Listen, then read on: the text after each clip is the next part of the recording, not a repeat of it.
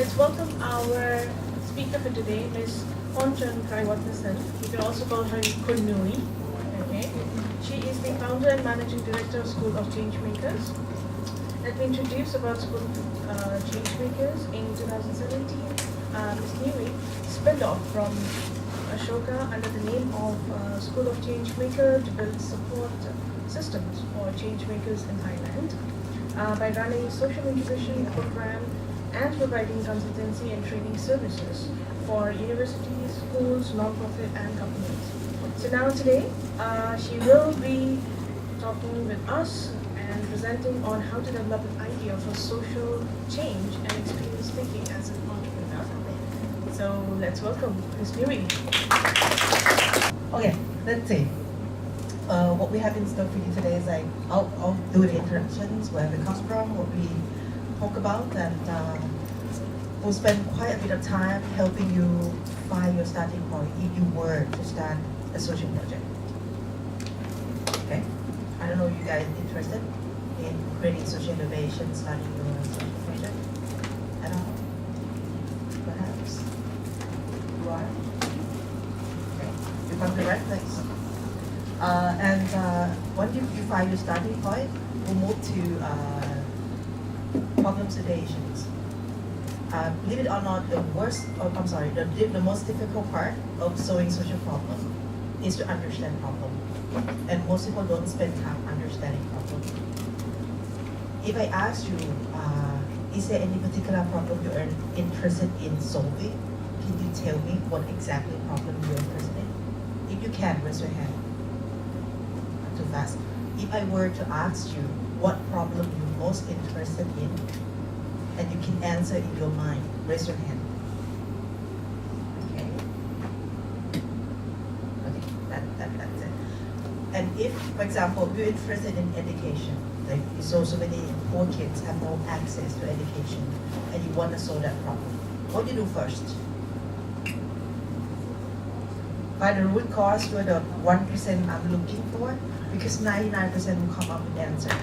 I will set up a scholarship. I will go to poor school and start a teaching program. I will do da-da-da-da-da. That's a default people. The success is to understand problem. And it takes forever.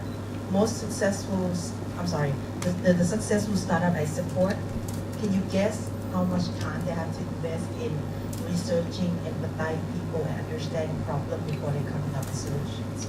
How long it takes in average? 3 or 2 years, we already die before we actually come up with solution. Mostly about 3 to 6 months, just to find enough information and figure out what's the insight. Okay? But for students, you don't have that long. You're going to pass the semester and die in, I don't know, boredom. And I guess I'm just going to try to remember the agenda, because if you have the toolkit with you, from problem situation will be root cause analysis. We'll see. If we don't have much information, the root cause will be difficult, right? We don't know what to analyze when we don't have information. But we will try. And then when we dig down, understand more problem, finding root cause, let's see if we can brainstorm and coming up with tentative solutions. Okay? Maybe we'll talk about next step. If you actually want to start up, is there any help, any support system, or any opportunity to help you to do so in your own respective countries? Okay. So interactions. I don't know if anyone heard about the organization called Ashoka. If you Google social entrepreneurship, the first organization always come up on the Google list is Ashoka, because it's the oldest, the dinosaur of this particular sector. I worked for Acho for, 12 years before I spin out this program. So I get a chance to work with leading social entrepreneurs worldwide. I work in the US, I work in Thailand, I worked in Hong Kong a lot.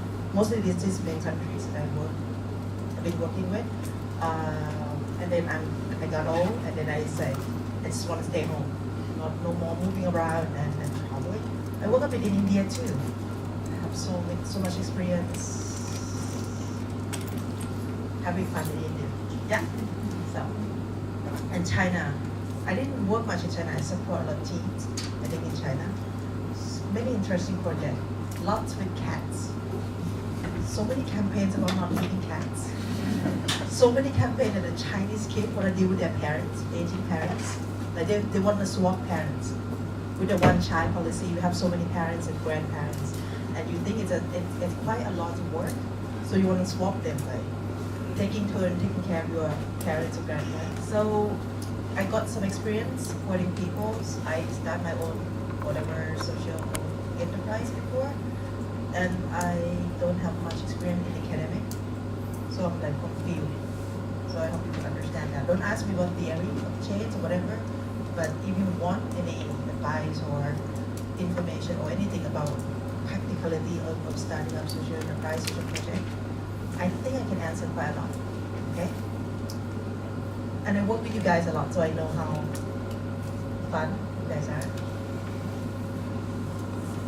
So throughout the workshop, there will be no perfect or right answer. Okay, I'm here to help you if you want to start up your own, like 5 ideas. So that's it. Okay. So mostly what I do every day is to work with people, moving them to a planet that nothing is possible. I just wait for someone to solve problem to another planet of they can solve their own problem. Young people see problem, solve problem. Business want to be a part of solving communities or social problem, they can do so. Working with so much NGOs, so many NGOs that want to be sustainable, especially financial sustainable after they've been working for decades and decades, right? These days there's not much of funding for non-profit anymore, but there's so much investment for social enterprises. So these NGOs needing help for them to transit the old world to the new world. So working with all of them. So first question for the morning, who's in charge of changes? Who's in charge of solving social problems? Everyone? Can you do so?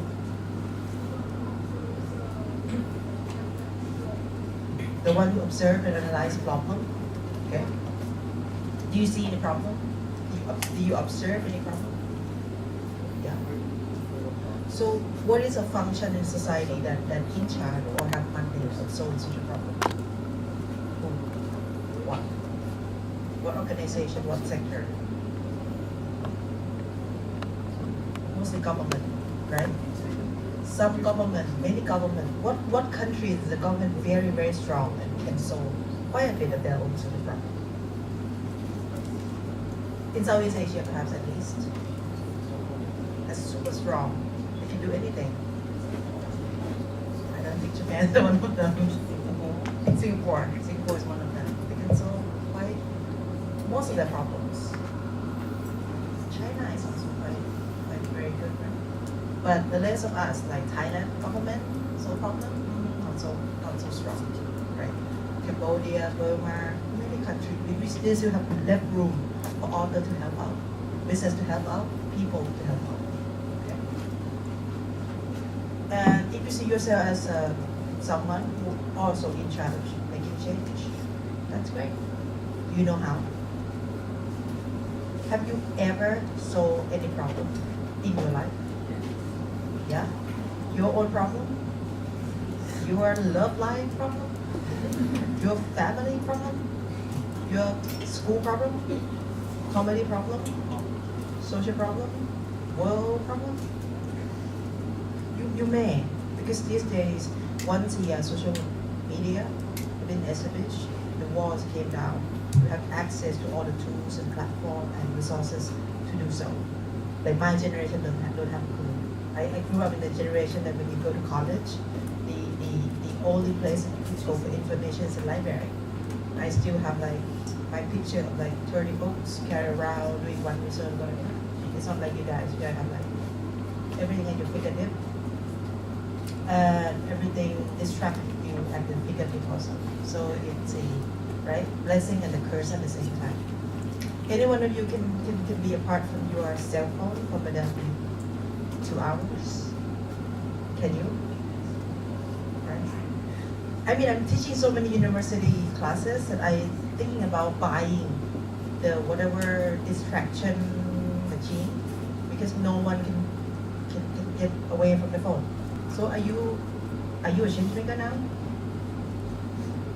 If you are, can you raise your hand? If you think you are already a change maker, raise your hand. If you are, okay. Can I go home now? If you know more, can you share quite a bit also? Because learning it is not about someone in the front saying whatever, right? Learning is about bringing out whatever what we have to share with each other and learn from each other. If you don't know much, great question will help. Just shoot a lot of questions. You're not the only one who have curiosities, but you may be the first one who have the courage to help all of us by asking questions that you have. And also, if you want to share, just take the microphone and share. Then we can learn from each other. Okay? That would be great. So, I don't know. Acho, 20 years old at that time. He's the only one among his friends who didn't drop out from primary schools. He actually go to like junior high, and he saw that his friends dropping out from like grade 5, grade 4 or something. Imagine boys dropping out at grade 4. What are you gonna do for a living? Do you watch Slumdog Millionaire, the movie? Yeah, that's pretty much like that. And they work for like bringing chai to customer, like bringing tea or coffee to customer, earning, I don't know, 80 rupees a day or something, which is like not much. And at the end of the day, they will go drinking, they will go do some gambling. That's what the show friends have been doing when they're like 17, 18. And think about the parents. If your boys get into drinking at night, what are they gonna do? My boy is getting into all these kind of not so great stuff. How the parents gonna solve this problem? Send them to the military camp?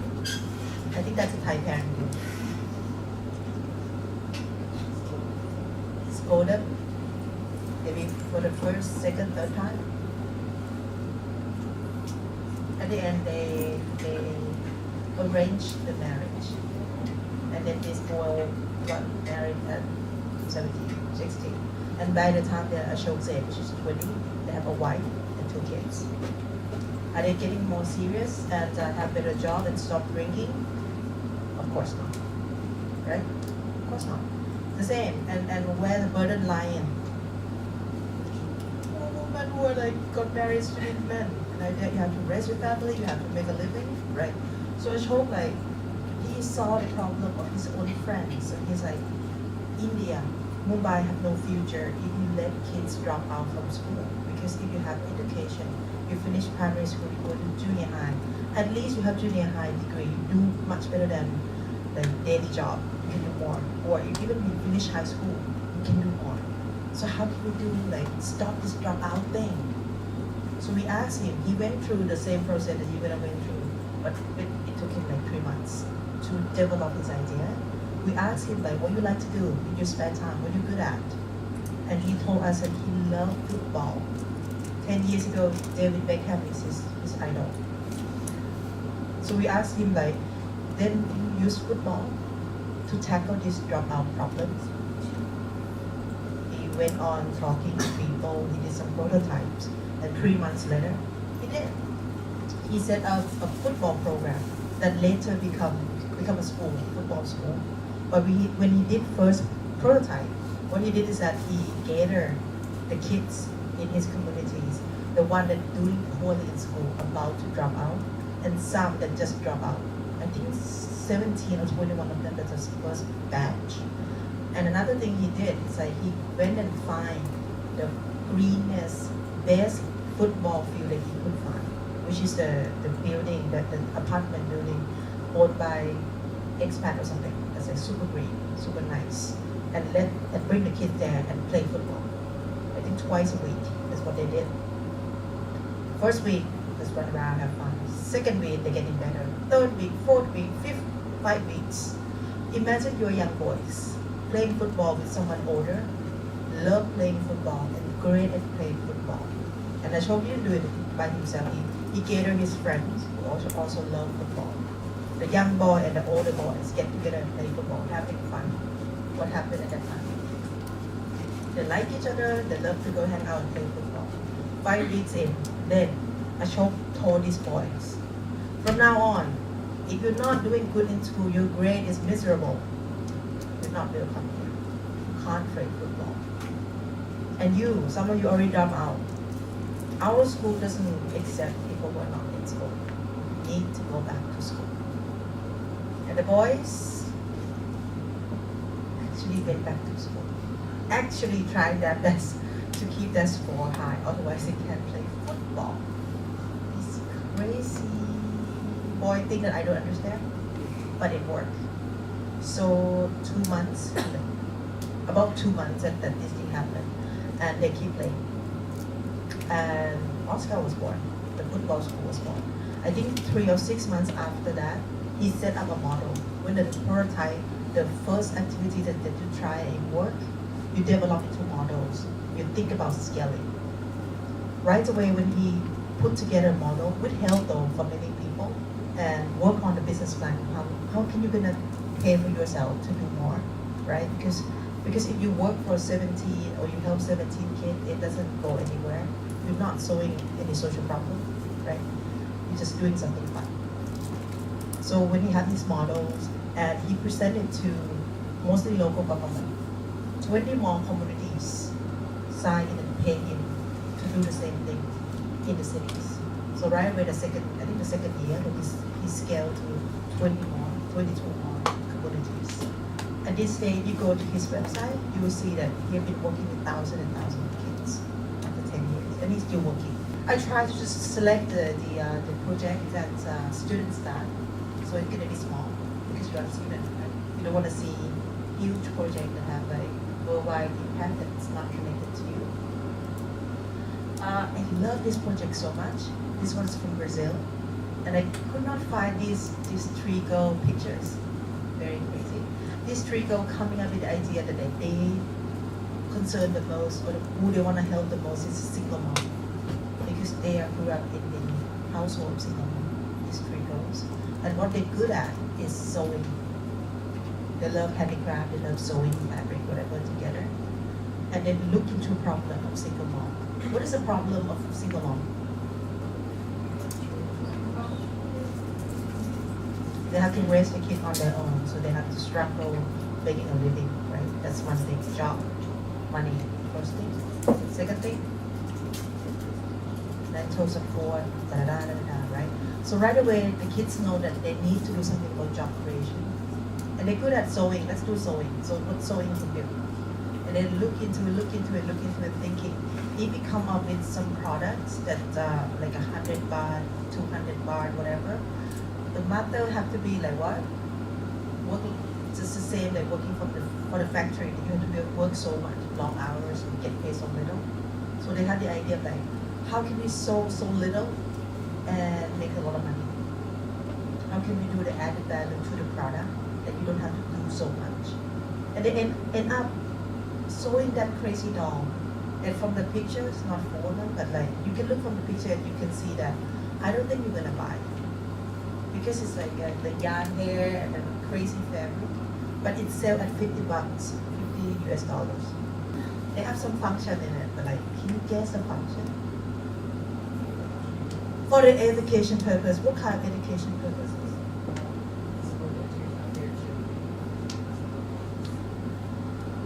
What makes single moms? Why we have single moms? What age of the women that became single moms? Mostly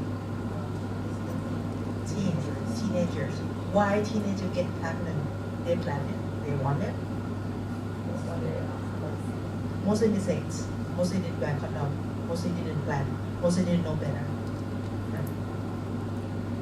So they have that information and they want to make educational product that create a single mom. So what kind of education it is?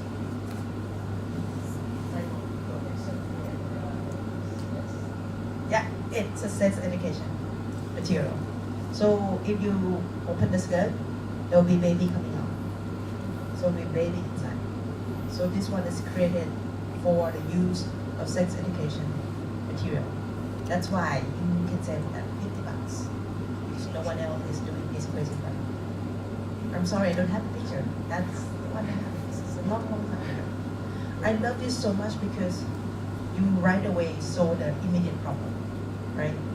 You get a single mom to get together to do some sewing that's not so difficult and not a long hours, and they get paid quite well. And they can have a self-help group because they work in groups. They talk to each other and support each other. And the product itself, when people bought it, trying to prevent the problem that creates single mom in the first place. You can create a project like this if you have a problem inside, if you understand problem. I like this one too, so cute. Heretta, the project owner is Heretta, this one. She's from Atlanta, and she did this project in high school. She noticed that like in the school, Atlanta is in the south of the US, right? So many Hispanic students, and also the white and the black. And she noticed that like the black hang out with the black, the Hispanic hang out with the Hispanic, and the white hang out together, which is normal, right? You look like me, I wanna, hey, maybe you from the same, I don't know, my parents may move from the same hometown, who knows? So naturally, you just what's it called, attract people who are the same as, not the differences, right? That's a normal thing. But when you hang out with each other and not hang out with people who are different from you, you have no interaction. It's easy to get into conflict. It's just so easy to just think about on your own and not communicating and understand each other, right? So much fight, bullying among races. So Heretta went to talk to her teachers like, I have friends from all these 3 groups, what I can do for them to mingle more, to avoid conflict. The teacher asked her like, what are you good at? What do you like to do? And she said, theater. She's in the theater club. So let's do something. Let's create a play or something that solve this problem. So this thing happened. Bilingual theater. Can you guess? It's already held in the name. What kind of theater, what kind of play that can solve conflict between race, between students from different backgrounds? What is special about this theater is that this Cinderella thing run simultaneously in 2 languages. And if you're Hispanic, normally what languages do you speak? Spanish. In the play, you will be forced to speak English. And the kids who speak English, in the play, you will be forced to speak Spanish. Ooh. Any one of you done any theater work before? Any one of you doing a concert, like organizing it? If one of you done it before, you will know how hard it is, right? You have to work on the script, right? You have to do the tryout. Everyone come and try out the roles. You need to read, you need to rehearse. You come up with the stage, the costume, right? You rehearse days or months in order to create a play. So I speak Spanish and now I have to speak English. What am I gonna do? We have to go have friends, right? Who can speak Spanish, and then you're like, hey, oh me, I hate you before, but now you know. Come on. So that creates the platform that forced people to interact and brought out the best in you, because now like, oh, I speak Spanish, I'm worth something. My friend needs to ask me for help. Same thing with the kids who speak English. So once a theater play, oh my God, the whole school have to come together, right, to see their friends. The parents come, the teacher come, the whole schools, and stakeholders come. Of course, after the play, no one fight anymore, because before the play, we are enemies, we are different. But after the play, we are friends. And this project has been copied, repeat every single year after that. I don't know where Heretta is now, because this project is super duper old, at least 10 or 15 years. Heretta must be old like me by now, who knows? I met these 2 guys in Berkeley because we had a competition and they won the competition. These 2 sat in class. I think it's economic class, and the teacher, the professor, telling stories about like, oh, how poverty is hit Peru. And the housewife, the farmer housewife, need to use the coffee ground waste to grow mushroom. Normally you use something else. You use the leftover from rice, farming, whatever. But like in that form, they need to dig out waste and use it to grow coffee, to grow mushroom. Any one of you drink coffee? You do anything with your coffee ground waste? Not so much, right? You can do so much with it. You can make fertilizers, but this particular one, they mix it up with something else and use it to grow mushroom. These two boys, Alex and Nikhil, heard about that, and right away after class, he got into his car, drive around the coffee shop, around the campus, and collect coffee ground waste. Google, get the supplies, and create 10 buckets and throw the stuff in there, and left for drinking. And when you start drinking, you hand over, and you drink again, and you drink again, and then the weekend ends. A few days later, you come back to your dorm. Oh, voila, 10 buckets. One bucket, one leaf, it's coming out. And he's like, I don't think he still have a little bit of hangover. Because what these two guys did is like, grabbed the bucket and ran to the nearest supermarket. Lucky them, it's Whole Foods. They demand to talk to the manager. And the manager is crazy enough to go talk to them as well. And they said like, hey, we are a student at Berkeley. We're coming up this amazing project to brought out the coffee ground waste from the landfill and create this gourmet mushroom, this aroma perfect mushroom that your customer will love. Can you sell it for us? Very drunk as well, and he said yes. And right away, your business born. He went to the hardware store, bought the shell, bought plastic bag, and start growing mushrooms for fun. I think they both have like $100, $200 to invest. They just do it for fun. Hey, let's do it. Let's have fun. And then they start growing mushroom. And the mushroom just grow and just sell.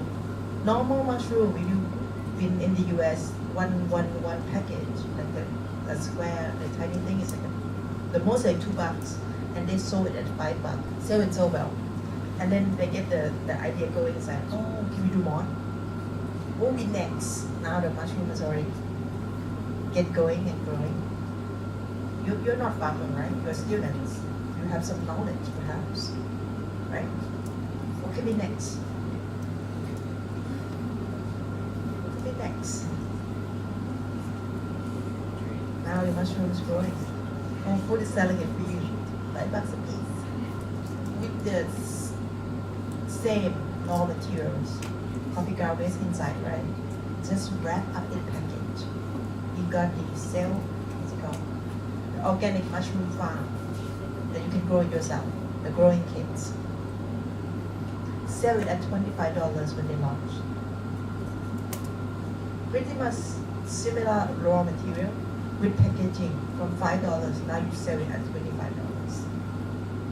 Who is the first customer? First group, I'm sorry. When you sell mushroom, who is a customer?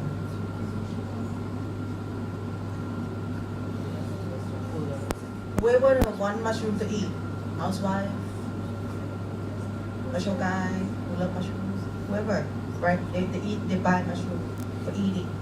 Who is a target group for this one? They're gonna pay $25 to get the mushroom growing kids. Kids who have $25, shops, restaurant, you might go bankrupt in 5 days if you buy mushroom this way because it's quite expensive, like $25. Who buy this thing?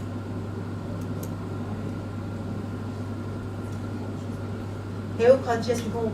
I mean, if I have health conscious, this particular kid just sit next to mushroom in Whole Foods. They also sell it at Whole Foods. If I really conscious, I want mushroom, I'll buy the one that already grown, right? $5 I can eat it right away. But this one, $25, and I have to grow it myself. I don't think I was a target. Tourist. Nope. The one who bought this is a parent who want to have something fun or activity with their kids. And if you parent, you spend anything with your kids, even it's $25, mushroom growing kits. And this particular product changed Alex and Nikhil completely. Because they said like, I'm studying at Berkeley. My parents will kill me if I graduate and start a mushroom farming. You know, right? I mean, you were sent to good university and your parents expect so much from you. I'm gonna grow mushroom. No way. But this particular one, because once they launch this product, they get so much feedback and email from parents, from kids. All the email will look like, Dear Mr. Mushroom. They're like, oh, now we have the name. Dear Mr. Mushroom, once we bought your mushroom growing kit, my kids never let go of the Focky. You know the Focky thing? The one that spray, water spray? My kids will run to the kitchen and spray on the mushroom kit and run away. And 10 minutes later, he'll come back and spray them again. I thought it's gonna die, but it doesn't. And when the first leaf came out, my kids jumped and took a bite. Now, my kids can eat broccoli. And email after email, picture after pictures. These two guys, I realized like, this is not about waste management anymore. This is also about food security. This is also about kids eating vegetables. There's so much impact that they can see it's coming out of their project. And they're like, I don't have to go work for McKinsey, to BCG or any company anymore. I'll do startups. And once you decide to do startups, are you gonna stop at this? No, no way. What's next then? Exporting? No. I just love creating products and products and products and products. I think this is 6 months later or a year later, this is the third prototype. From growing mushroom for sale to mushroom growing kits to water garden. Where is the coffee ground waste?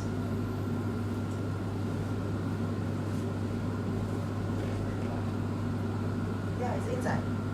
So the top you grow herbs, right? And the bottom,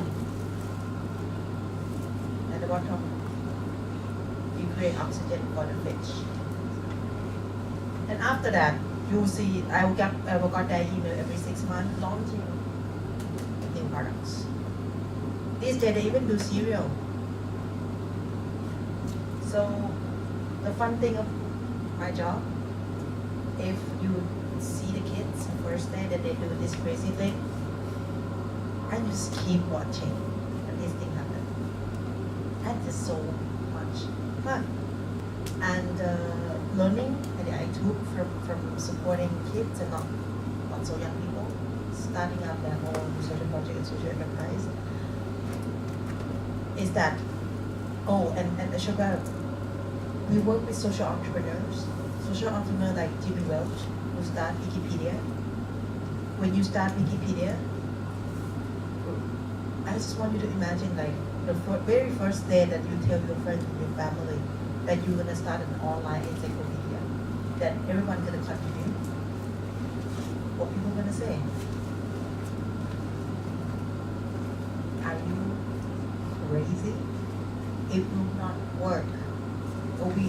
People kept telling you 100 reasons that it won't work. But if you see something that no one else sees, or you just want a better reality, you take a chance and do it anyway. That's what Ashoka has been doing. We want to find that person when they come up with idea and then taste it and it works. We went in with capitals. We go around and tell venture cap mostly that you want to invest in the next startup. We understand when you look for the next Apple, the next Starbucks, because it's going to give you profit if you see them early and invest early on, right? It's a similar thing with the social problem. We know that you won't have time to find these people, but we can. Can you give us money to go find support these people? And we got that's what the model that Acho work. We get funding from Lally Page. We get funding from Jeff School who did eBay. That's how we get funding. And we go find like people like Jimmy Welch when they start like Wikipedia, slow food movement, the guy who trained rats to clear landmines. guy who created a company that can employ autistic people to become the IT guy even. But those models spent like 5 years ago. That's what we have been doing. And the learning we have is that who these people, when they were young, like your age, they did startup. And the mentality that they have is like, I can change something. I'm capable of making change. And that when you grow up, you do more because you allow yourself to take chance and do more. That's why at that time, Ashoka worked with so many young people, want to create the same experience. You start something. You're not going to change the world at this age. You may, but most of you won't.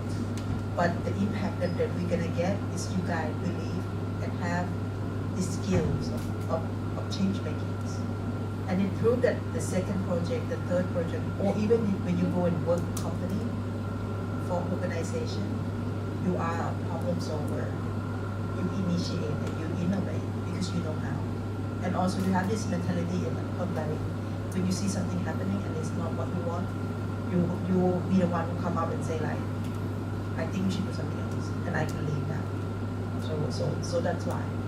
And this is a list that we use to help support young people that we found is a success factors. The first one is it needs to start from you.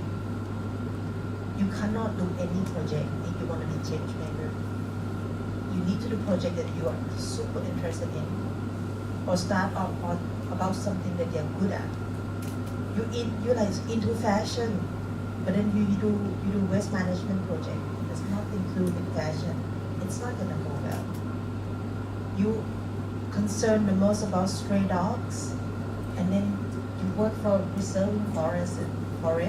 It doesn't work. It needs to start from you, and it takes time for someone to help you and dig it out. Sometimes it takes me months and months, and then I'm talking, and then you're like, oh, I like this, because we're born creative. We're born with something we like. But the educational system, our parents, whatever expectation that the society land on you, you have default answer. And I don't know, most of the people I work with, they never have time to actually be with themselves and know what they like. So we need to take it out. I have the indicator if I talk to kids, and if their eye don't sparkle when they talk about their idea, it's not there. And when you talk to me like, I want to do this, and then your eye is like, I'm like, no way. Just look at the eye and you know like, yeah, this is a project for them. The second, you need to understand problem. You need to talk to people. You cannot understand problem by Googling. No way. This is you Google a lot? No. The third is like you combine yourself. You like fashion, you study problem, you combine it, and that is your idea. Okay? Let's say that you saw me talk about Acho with his football and the dropouts, right? You combine it. It's gonna sound crazy, but it's gonna be fun. Okay? That will make your project super creative. Right? Because it's yours, you're concerned, and also it's going to give you the boost that like, I'm not changing anyone else, I'm just doing something I like. The way you do project will be so much fun. The way you do project is not going to offend any people, because you're not trying to change other people, you're doing something fun. And when it's fun, people are going to get motivated and want to join you. That's the way it works. Okay? Most of the time, you're just coming up with a project that try to change other people that you don't want to be participating. Okay. Another one is like, this is gonna be hard on you guys, but we need time. Change doesn't happen overnight or with one event, one concert, one talk. It takes times. So if you don't have 6 months to do the project, I suggest you shouldn't do it. It doesn't give you enough time to go, to learn, to adapt, and to change, to prototype here and there. Okay? But it's so hard these days. I look around and then you have like a month to do a project. You have like 3 months to do a project. That's why it failed. You didn't give it enough time.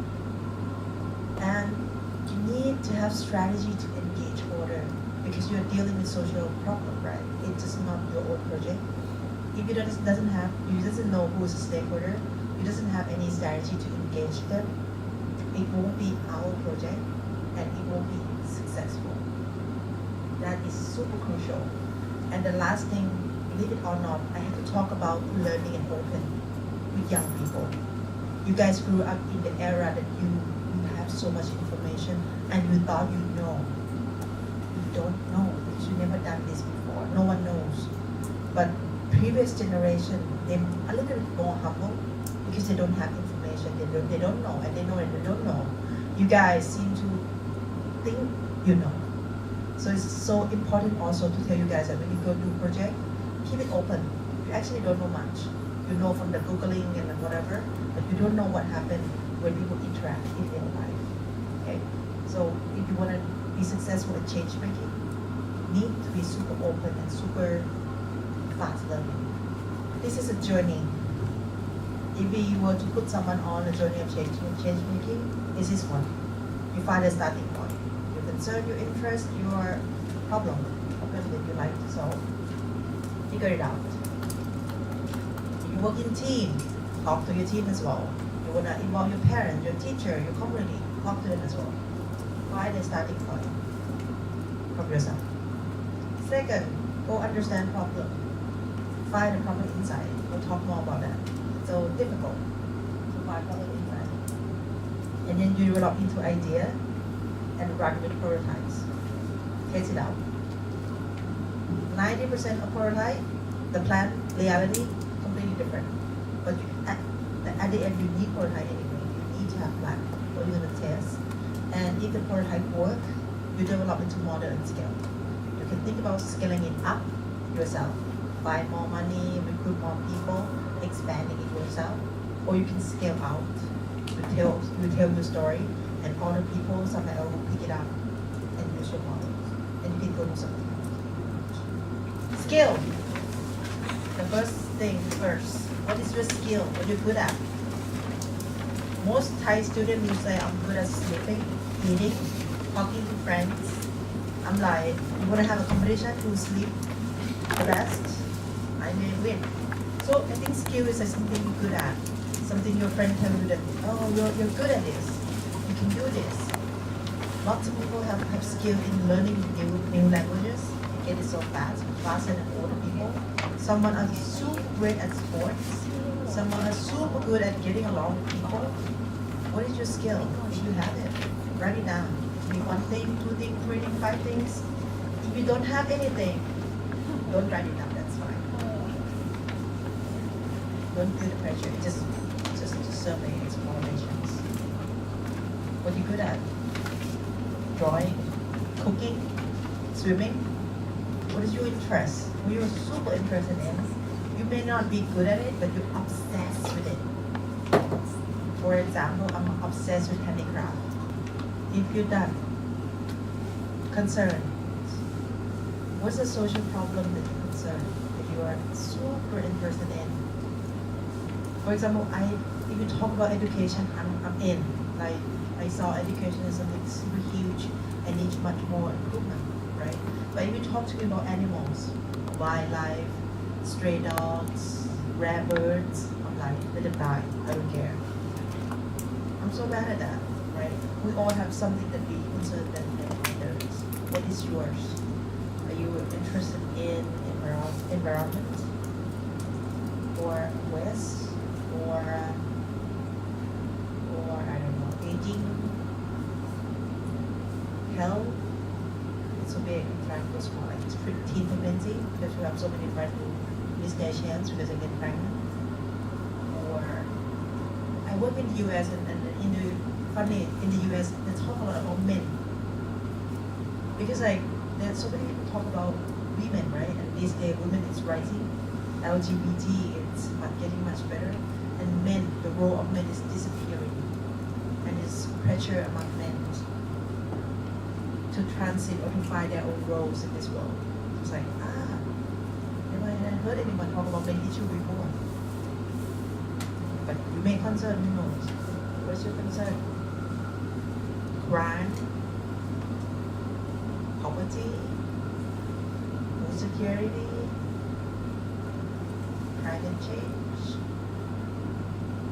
There's nothing too big, there's nothing too small, whatever you're concerned. And if you cannot think about problem, another way to look at it is to think about the target group. Is there any target group that you feel strongly that you want to help? Maybe you are interested in helping like the 18 people that live alone, or teenager these days that get depressed, right? And bipolar, stressful. And so many of them now. If you pick from this one, let's say your interest is or your skill is watercolor, combined with target, for example, the elderly who like live alone.